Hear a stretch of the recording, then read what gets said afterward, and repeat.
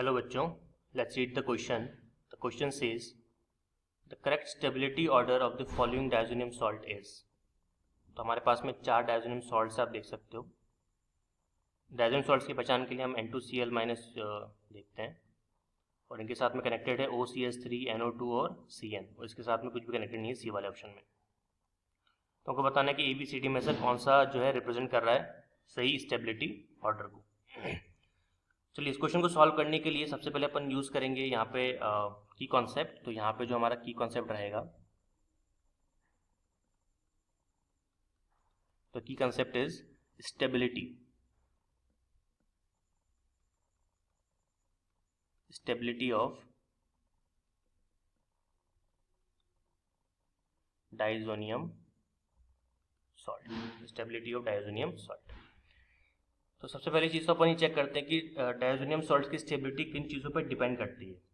तो यहाँ पे अगर हम देखें, यहाँ पे अगर कॉन्सेप्ट को देखें ध्यान से, तो जब भी हमारे पास डायज़ोनियम सॉल्ट होगा, जो कि मैंने आपको बताया कुछ इस तरह का होता है N2+Cl-, तो डायज़ोनियम सॉल्ट हमेशा डिपेंड करता है किस पर, मतलब उसकी जो स्टेबिलिटी है, इसकी जो हम स्टेबिलिटी की अगर बात कर रहे हैं, तो इसकी स्टेबिलिटी किस पर डिपेंड करती है, वो डायरेक्टली प्रोपोर्शनल होती है EDG की. EDG का मतलब होता है electron donating group. Electron donating group. और ये कौन कौन से हो सकते हैं? ये आपके हो सकते हैं जैसे ऐसे ग्रुप जो प्लस M इफेक्ट लगा रहे हो, ठीक है, प्लस H इफेक्ट लगा रहे हो, ठीक है, प्लस I प्लस इंडक्टिव जिसको हम कहते हैं मेसोमेरिक, हाइपरकंजुगेशन, इंडक्टिव, जो भी इफेक्ट लगाते हैं वो सब आपके इलेक्ट्रॉन डोनेटिंग ग्रुप में रखे जाते हैं. मतलब अगर कंपाउंड में, डायज़ोनियम सॉल्ट के कंपाउंड में EDG की अगर संख्या बढ़ी, EDG का नंबर अगर बढ़ा, EDG अगर प्रेजेंट है इलेक्ट्रॉन डोनेटिंग ग्रुप, तो समझ जाओ कि उसकी स्टेबिलिटी क्या होगी, मैक्सिमम होगी.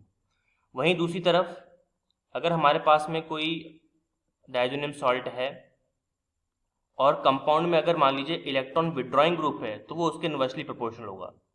इलेक्ट्रॉन विड्रॉइंग ग्रुप, इलेक्ट्रॉन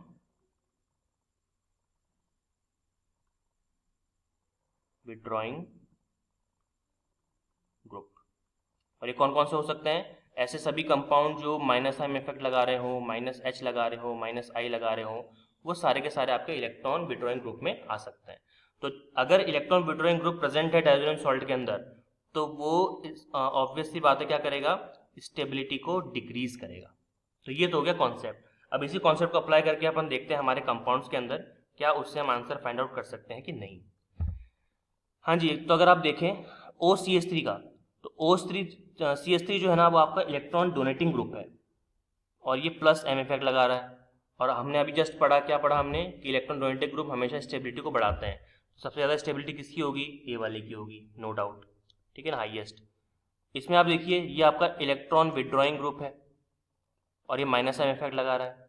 सी वाले के अंदर कोई भी ग्रुप अटैच नहीं है, तो ठीक है, तो ये मीडियम नॉर्मल कंडीशन में रहेगा. यहाँ पे आप Cn को देखिए, ये भी आपका इलेक्ट्रॉन विड्रॉइंग ग्रुप है और -M इफेक्ट लगा रहा है, ठीक है. अब यहाँ पे दिक्कत पता है क्या हो गई, कि हमारे पास में 2 इलेक्ट्रॉन विड्रॉइंग ग्रुप्स आ गए. और जब 2 इलेक्ट्रॉन विड्रॉइंग ग्रुप आपके पास में, तो ये चेक करना पड़ेगा कि इन दोनों में से किसकी पावर ज़्यादा होती है, किसका -M ज़्यादा होता है, जिसकी वजह से हम स्टेबिलिटी को डिफाइन कर सकें, राइट. तो जिसकी पावर ज़्यादा होगी इलेक्ट्रॉन को खींचने की, वो क्या करेगा, सबसे ज़्यादा अनस्टेबल करेगा उसको. तो आपको पता ही है कि जब भी अपन इलेक्ट्रॉन विड्रॉइंग ग्रुप की बात करते हैं, इलेक्ट्रॉन विड्रॉइंग ग्रुप की, और अगर आपके पास में मान लीजिए NO2 अवेलेबल हो और अगर आपके पास में Cn अवेलेबल हो, दोनों इलेक्ट्रॉन विड्रॉइंग होते हैं, तो NO2 की पावर ज़्यादा होती है. मतलब NO2 बहुत अच्छा इलेक्ट्रॉन विड्रॉइंग ग्रुप है, किससे? Cn से.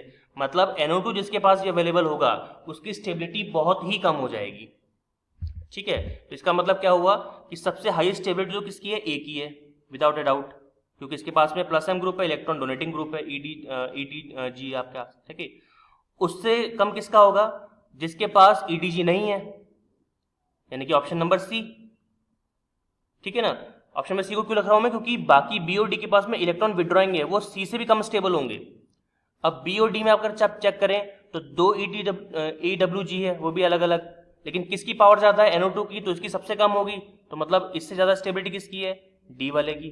और सबसे कम किसकी है, बी वाले की। ओके, तो चेक करते कौन से ऑप्शन में, A C D B, option number B के अंदर। इट मीन्स हमारा जो ऑप्शन नंबर बी है, it will be your final answer. Hope you understood it well, all the very best.